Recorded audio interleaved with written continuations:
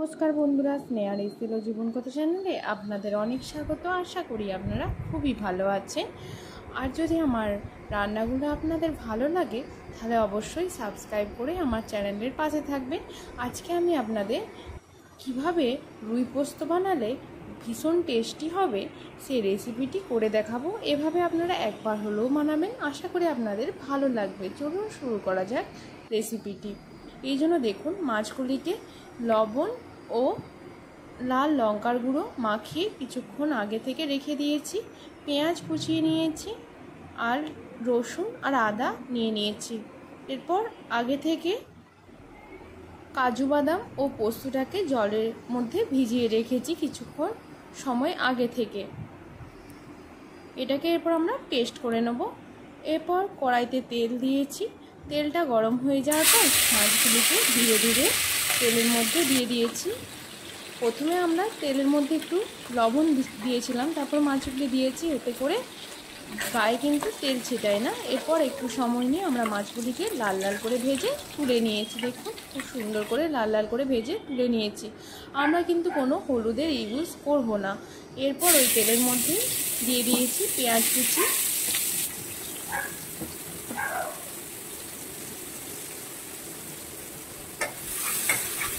এরপর পেঁয়াজগুলিকে golden brown করে আমরা ভেজে নেব। আর এর মধ্যে আমরা গোটা গোটা রসুন ও আদার কুচিটিকেও যোগ করে নেব। এগুলিকেও আমরা কিছু সময় ধরে ভেজে নেব। দেখুন, রসুন ও আদাটিকেও যোগ করে দিলাম। গোটা গোটাভাবেই কিন্তু আমরা যোগ করেছি। এগুলোকে আমরা এরপর ভেজে নেব।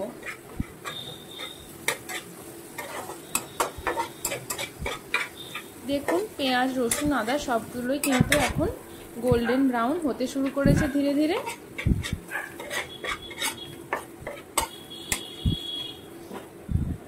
এরপর এগুলিকে আমরা মিক্সিং বোলের মধ্যে তুলে নিয়েছি পেস্ট করে নেওয়ার জন্য।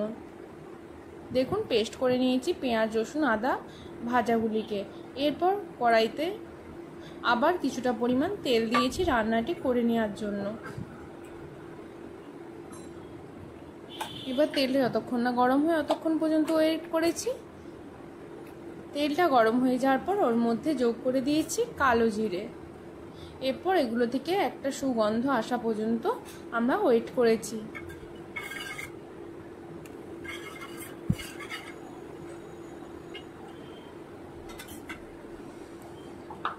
দেখুন, একটা ভালো সুগন্ধ এসে গেছে। তারপর আমরা এর মধ্যে পেঁয়াজ রসুন আদার যে পেস্টটি করে রেখেছিলাম ভেজে, সেই পেস্টটিকে দিয়ে দিয়েছি।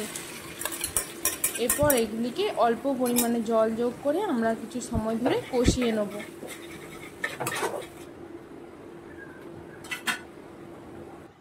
দেখুন, কাজু আর পোস্ত যেটা আমরা ভিজিয়ে রেখেছিলাম ওটাও পেস্ট করে রেখেছি। তারপর ওটাকেও আমরা এর মধ্যে যোগ করে দিয়েছি। এরপর ওটা পেস্টটার সাথে খুব ভালোভাবে মিশিয়ে নেব।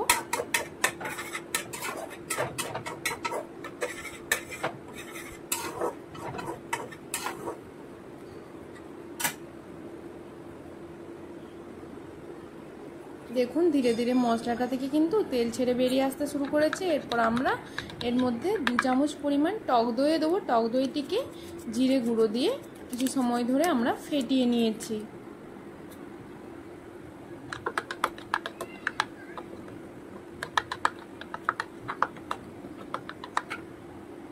দেখুন, ভালোভাবে ফেটিয়ে নিয়েছি। আর এইদিকে কিন্তু মশলাটা কষছে তার সাথে সাথে।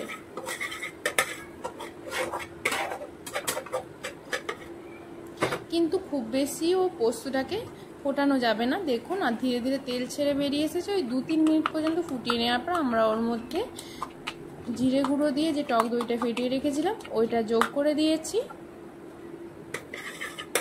এরপর মশলার সাথে খুব ভালোভাবে মিশিয়ে নিয়েছি। আবার দিয়ে আরও কিছুক্ষণ আমরা কষিয়ে নিয়েছি।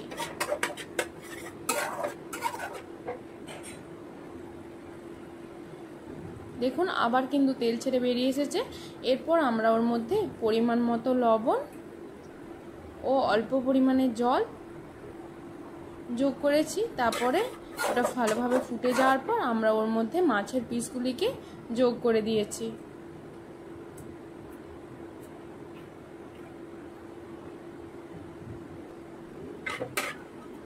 এবার মাছের মধ্যে যাতে ভালোভাবে মশলাটি চলে যায় তাই জন্য আমরা মাছগুলিকে উল্টে পাল্টে কিছুক্ষণ ধরে সময় ধরে ফুটিয়ে নিয়েছি।